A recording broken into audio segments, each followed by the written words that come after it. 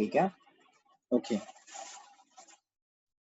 सो arteries बढ़ जाती हैं, एट्रियम में ब्लड कम हो जाएगा, है ना।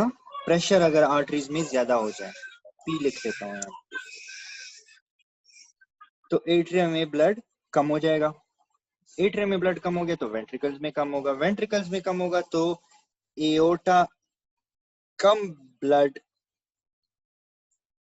पंप करेगा to the systemic circulation. Hence the greater the TPR,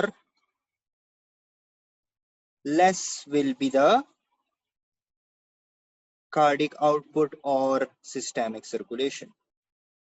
यानी कि ज्यादा से ज्यादा ब्लड जो कम से कम ब्लड जो है वो हार्ट की तरफ जाएगा, and you will face hypertension.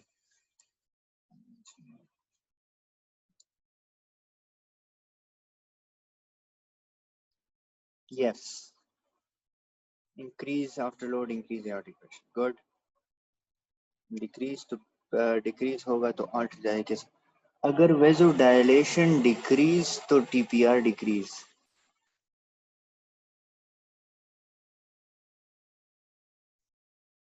वेजो dilation मैंने कब कहा कि डिक्रीज होगी, हमने अभी कहा था ना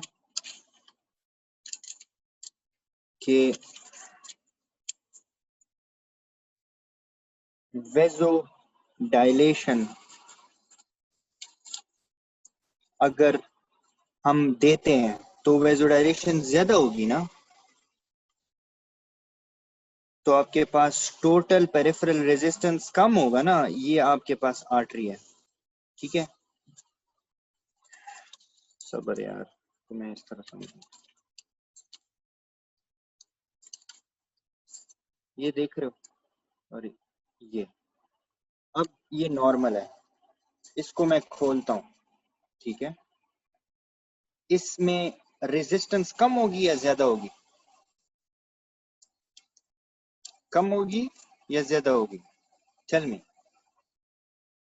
कम होगी, एग्जैक्टली तो टीपीआर कम होगा कि ज्यादा होगा,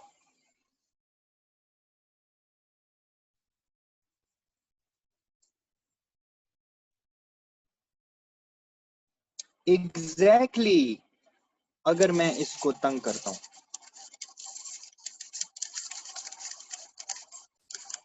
बस इतना ही तंग हो सकता है यार। फॉर एग्जाम्पल दिमाग में सोचिए बिल्कुल तंग हो गया, अब टीपीआर कम होगा या सॉरी, अब ये वेजो कंस्ट्रिक्शन, वेजो कंस्ट्रिक्शन है, ठीक है। तो अब pressure in the arteries, pressure in the systemic circulation कम होगा ज्यादा होगा, एग्जैक्टली ज्यादा होगा, एग्जैक्टली टीपीआर ज्यादा होगा तो आपका जो टीपीआर है वो एओर्टा के साथ रिलेटेड है, ठीक है। तो आपकी जो एओर्टा है वो प्रेशर बैक प्रेशर होता है, उसको एओर्टा को वो प्रेशर जो कि सिस्टेमिक सर्कुलेशन में है उसको ओवरकम करना है, ओवरकम करना होता है, इसलिए वो इसके साथ कम्पिटेटिव उसमें होता है। अभी समझ आई, सबको समझ आई।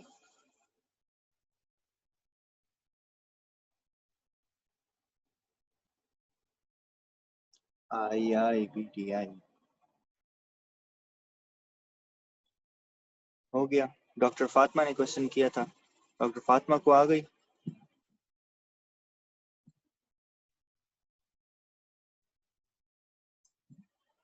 गुड, अच्छा। सो अब स्टार्ट करते हैं कंट्रैक्टिलिटी, ठीक है। सो कंट्रैक्टिलिटी जो है, कंट्रैक्टिलिटी, ठीक है, उसमें आपके पास इंक्रीज क्या होगा, इंक्रीज कैसे होगा। First of all catecholamines, it depends upon catecholamines, यानी कि आपके पास जो फ्लाइट एंड फाइट कंडीशन है, एड्रेनलिन जो रश होता है, दैट इज स्ट्रेस में जो होता है बंदा, then your contraction is higher, so catecholamines play important role. Catecholamines कहां से रिलीज होते हैं, कौन से पार्ट ऑफ द किडनी से? Please tell me in the chat below please. अच्छा, सेकंड, हार्ट में कौन से रिसेप्टर्स होते हैं? Beta 1 receptors. Beta 1 receptors. Beta 1 receptors क्या करते हैं? बेसिकली एक्टिविटी, जब भी आपकी कंट्रैक्शन ज्यादा हो रही होती है हार्ट की, that is controlled by the beta 1 receptors. और बीटा 1 रिसेप्टर्स अगर हम थोड़ा सा डिटेल इंट्रासेलुलर लेवल पे जाएं तो उसमें आपको नजर आएगा कि कैल्शियम जो है that plays important role in the contraction. ठीक है, एंड उसको हम कहते हैं calcium release calcium,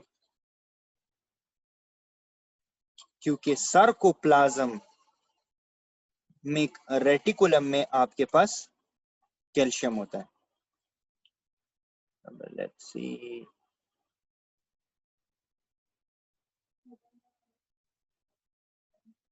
sir middle में करिए, साइड पे है। अच्छा, अब ठीक है, ठीक है, ना मचा नंबर वाले यार। अच्छा, अब उसको तो हम डिस्कस करेंगे डिटेल में, कोई टेंशन नहीं, लेकिन उससे पहले चलिए, ठीक है। अच्छा, सबसे पहले हमने ये मालूम होना चाहिए कि भाई कंट्रैक्टिलिटी कम किस तरह होती है। इसका ऑपोजिट अगर मैं लूंगा सो उससे मेरी कंट्रैक्टिलिटी कम होगी। जैसे फॉर एग्जांपल मैं लेता हूं बीटा 1 ब्लॉकर्स लेता हूं, तो मेरा हार्ट जो है वो कंट्रैक्शन कम करेगा। Similar is the case with heart failure, हमें MI हो जाए दूसरा, ठीक है, दैट इज, ठीक है, तो आपको पता चलेगा कि भाई MI is also the cause of decreased contractility. Third, acidosis is the cause of less contractility. यानी कि heart does not like acid. Who likes acid? Heart doesn't. Oxygen कम हो गया तो हाइपोक्सिया जिसको हम कहते हैं, that will result.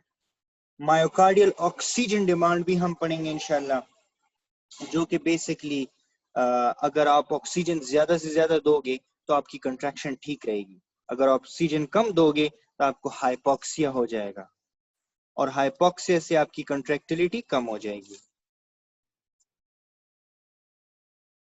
What about hypercapnia? अगर हमने कार्बन डाइऑक्साइड ज्यादा किया है, स्लो रिस्पायरेशन है, फिर क्या होगा? फिर क्या होगा?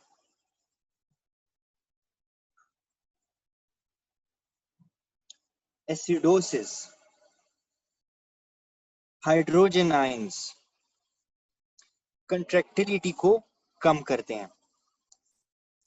आप अब वो मैं खैर डिटेल में जाऊंगा, आप इसको अपने जहन में रखो, ठीक है। जब आपकी एसिडोसिस होगा, आपका जब एसिडोसिस होता है तो आपका जो कैल्शियम इंट्रासेलुलर पड़ा हुआ है वो कम हो जाता है, और इंट्रासेलुलर सोडियम बढ़ जाता है। जब आपका इंट्रासेलुलर कैल्शियम कम हो जाएगा तो ऑफ कोर्स आपके पास कंट्रैक्टिलिटी कम हो जाती है। ठीक है, समझ आ गई? ओके, हाइपरकैप्निया, स्लो रेस्पिरेशन में क्या होगा? कंट्रैक्टिलिटी कम होगी। अब एक फार्माकोलॉजिकल नेम है जिसको हम कहते हैं नॉन डाइहाइड्रोपायरेडीन। डाइहाइड्रोपायरेडीन, यार कोई गाने शाने वाला बंदा है कोई? थोड़ा सा मूड, सारे बोर बोर हो रहे हैं, ऐसी शक्लें देख रहे हैं एक दूसरे की। कोई अच्छी सी आवाज में गाना गाए और सारों का मूड जाग जाए। अच्छा, एक पहेली है, वो कौन सी चीज है जो जिसका नाम लो तो वो टूट जाती। अब आप लोग सोचो, ये सर हमें क्या पढ़ा रहे हैं, पहेली हमसे पूछ रहे हैं। Any how,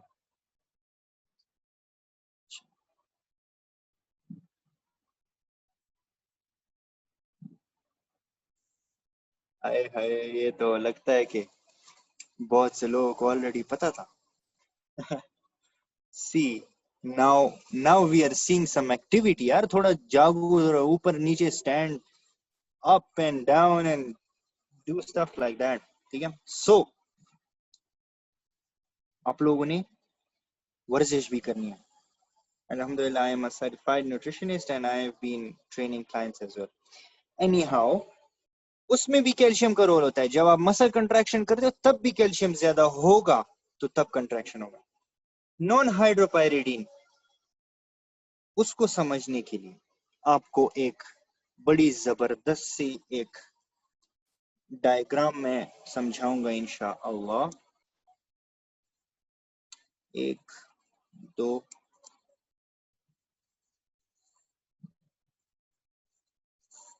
3।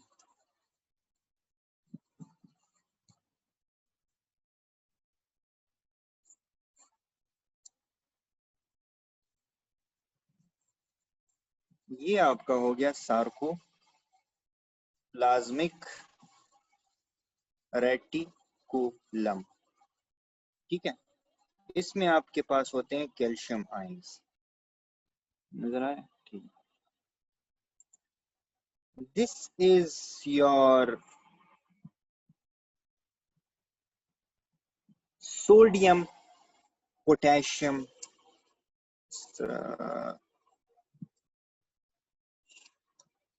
सोडियम बाहर, पोटेशियम अंदर, sodium potassium pump.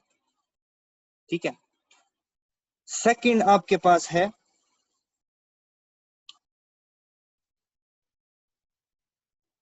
Sodium calcium pump. जिसको आता होगा तो बहुत जीनियस बंदा होगा।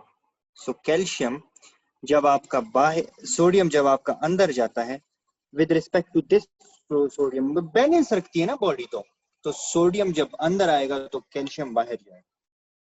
And these are your ligand gated channel, जिस पे हमारे नॉन डाइहाइड्रोपायरिडीन साहिब जो है उसको कंट्रोल करते हैं, ब्लॉक करते हैं।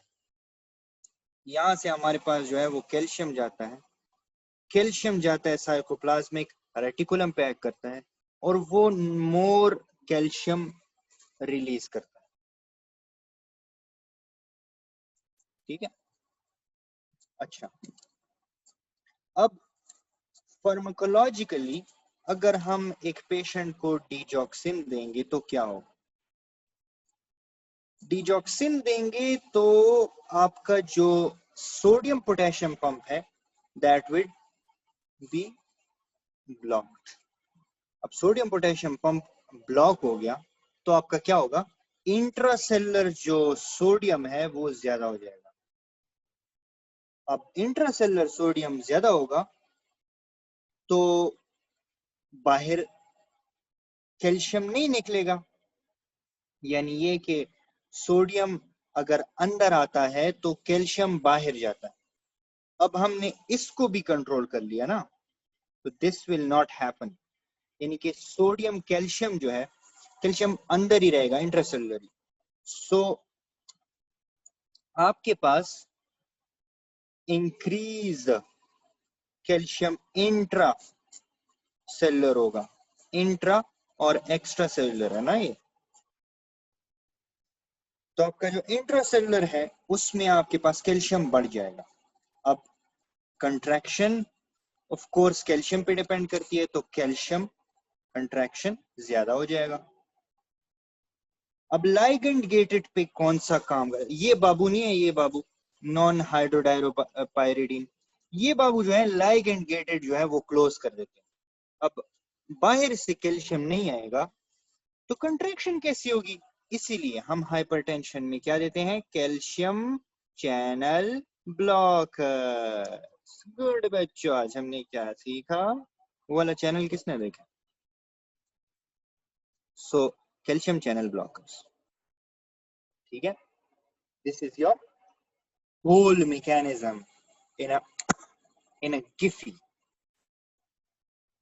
अच्छा, now what about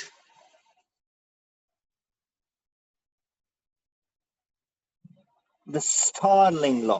the Starling law, ये बेसिकली अंग्रेज है, इनको मजा आता है हमारे साथ हमें तंग करने में, पता है।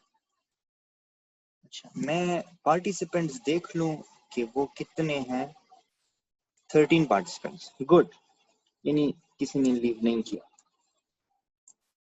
अच्छा, so Starling law is a very high topic for FCPS, MCPS, MRCP, FRCS, हर जगह आपसे ये पूछा जाता है। इसके लिए एक ग्राफ है, ग्राफ लोग बुक्स में भी देखो, एक ग्राफ है, इसमें एक नॉर्मल ग्राफ है और y एक्सिस में आपके पास कार्डिक आउटपुट या स्ट्रोक वॉल्यूम है एंड यहाँ पे आपके पास end diastolic volume on the x axis. This is your y, ठीक है।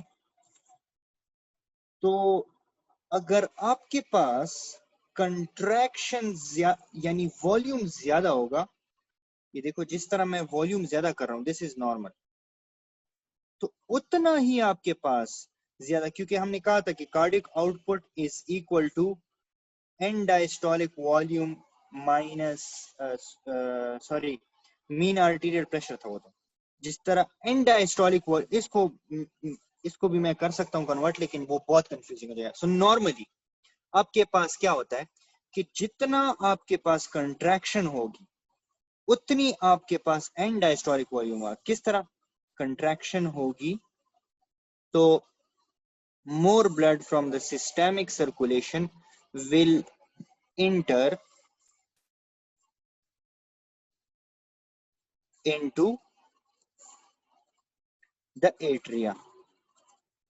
एट्रिया में ज्यादा से ज्यादा ब्लड आएगा तो क्या होगा आपका, क्या होगा, एंड डायस्टोलिक वॉल्यूम ज्यादा होगा। एंड डायस्टोलिक वॉल्यूम ज्यादा हो गया तो क्या होगा, स्ट्रोक वॉल्यूम ज्यादा होगा। So you see construction, stroke volume और एंड डायस्टोलिक वॉल्यूम का बहुत रिलेशनशिप है and of course directly proportion है कार्डिक आउटपुट के साथ, ठीक है। This is normal.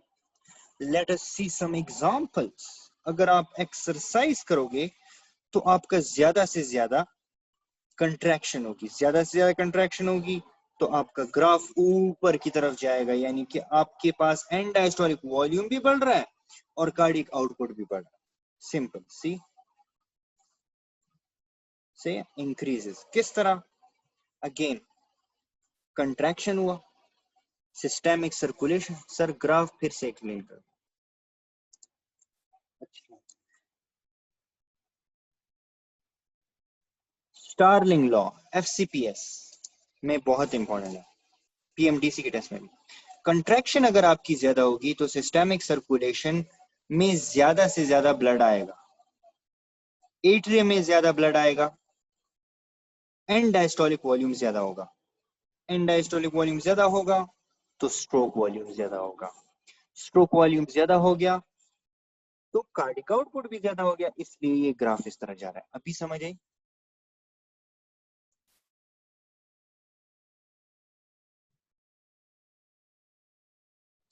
अब एक्सरसाइज में कंट्रैक्शन ज्यादा हो गया क्योंकि ऑफ कोर्स आपका ब्लड वॉल्यूम ज्यादा है। जिस तरह हमने कहा था कि प्री लोड जो है उसमें आपका बेसिकली जो एक्स एक्सिस है, this is your pre load.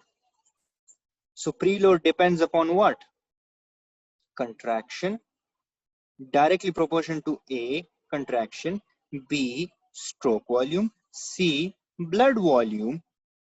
यानी कि अगर आपकी बॉडी जो है ओवर हाइड्रेटेड है तो आपका क्या होगा, ये मैं पूछूंगा बच्चों आपसे। ये ओवर हाइड्रेटेड है, ओवर हाइड्रेटेड है, तो क्या होगा, आपके पास प्रीलोड ज्यादा होगा, प्रीलोड ज्यादा होगा तो आपके पास और सारी चीजें जो है वो ज्यादा होंगी। लेकिन जरूरी नहीं कि आपके पास प्रीलोड ज्यादा हो रहा हो तो कार्डियक आउटपुट और स्ट्रोक वॉल्यूम ज्यादा होगा। Let me tell you a story. हमारे टीचर कहा करते थे, क्या बात, आपके पास जो कंट्रैक्टिलिटी है एमआई की वजह से,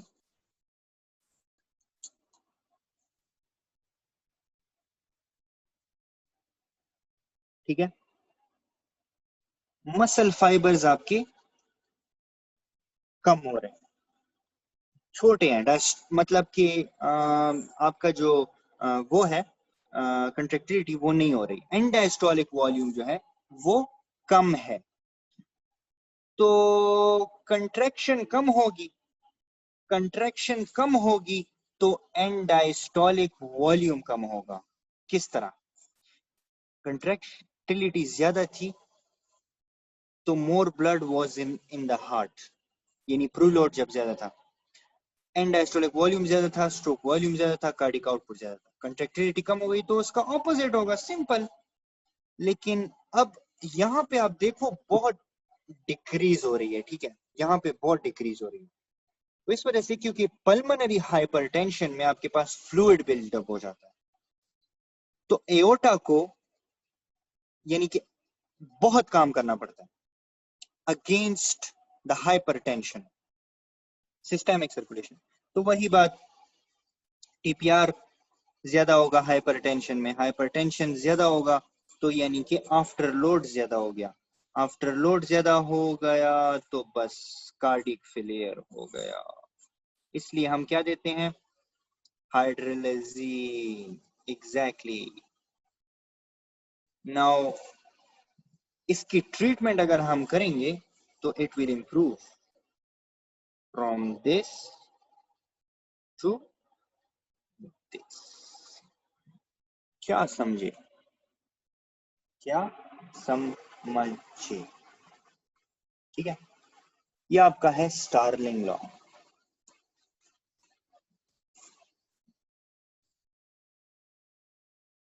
अच्छा, now let us talk about the ejection fraction। ejection fraction basically होता क्या है और इसका स्ट्रोक वॉल्यूम से क्या लेना देना है। तो ejection fraction या EF जो है, it is basically directly proportion to the stroke volume, यानी कि जो eject करता है blood at each contraction, that is known as the stroke volume, लेकिन it is inversely proportion to the end diastolic volume। अगर आपके पास हार्ट रेट ज्यादा होगा तो आपके पास एंड डायस्टोलिक वॉल्यूम क्या होगा, कम होगा। So basically it directly depends upon the heart rate, ज्यादा हार्ट बम्प कर रहा है ना तो कम टाइम मिलेगा फिलिंग के लिए, लेस टाइम फॉर फिलिंग, ठीक है, इसलिए कहते हैं and diastolic volume. Basically left ventricular जो आपके पास इजेक्शन फ्रैक्शन है ना, इज बेसिकली कंट्रैक्टिलिटी, जो हम कहते हैं जो कि आप 65% होती है नॉर्मली, ठीक है, जो कि आपके पास 65% होती है, नहीं सॉरी 55%, 55, गलत ना हो जाओ यार, आना फिर मेरे कान पकड़ोगे आप लोग। अच्छा, अब हम पढ़ते हैं रेजिस्टेंस के बारे में। बहुत सी चीजें आप लोग से रेजिस्टेंस और इन चीजों में नहीं पूछते, लेकिन चलो आप लोग को एक्सप्लेन तो करना होगा। सो रेजिस्टेंस विस्कोसिटी पे डिपेंड करती है, विस्कोसिटी पे, ठीक है। और रेजिस्टेंस जो है वो बेसिकली उसका फॉर्मूला है P इंटू क्यू आर, सारे फॉर्मूले हैं। ये आपका MCQ आता है कि अगर विस्कोसिटी ज्यादा होगी तो रेजिस्टेंस ज्यादा होगी। सो VR याद रखो, VR, ठीक है। अब दूसरी बात, पॉलीसाइथीमिया में वॉल्यूम ज्यादा हो जाता है ना, सॉरी विस्कोसिटी ज्यादा हो जाती है क्योंकि ब्लड सेल्स ज्यादा हो जाते हैं, तो विस्कोसिटी ज्यादा हो गई, ठीक है। विस्कोसिटी ज्यादा हो गई तो रेजिस्टेंस ज्यादा हो गया। जैसे कि पॉलीसाइथीमिया या मल्टीपल माइलोमा या स्फीरोसाइटोसिस जो है, these are one of the causes, ठीक है। अब कैपिलरीज में आपके जो क्रॉस सेक्शन एरिया है वो बहुत बड़ा है, बट वेलोसिटी इसीलिए तो कम है क्योंकि क्रॉस सेक्शन एरिया जो है वो बड़ा हुआ है। थोड़ा सी 5 मिनट ब्रेक ले लेते हैं, क्या ख्याल है बच्चों? क्योंकि मैं थोड़ा थक गया हूँ, पानी पी लूंगा, गला सूख रहा है। मैं फिर से लिंक भेज देता हूँ, कोई मसला नहीं है, क्या ख्याल है? चलो ठीक है,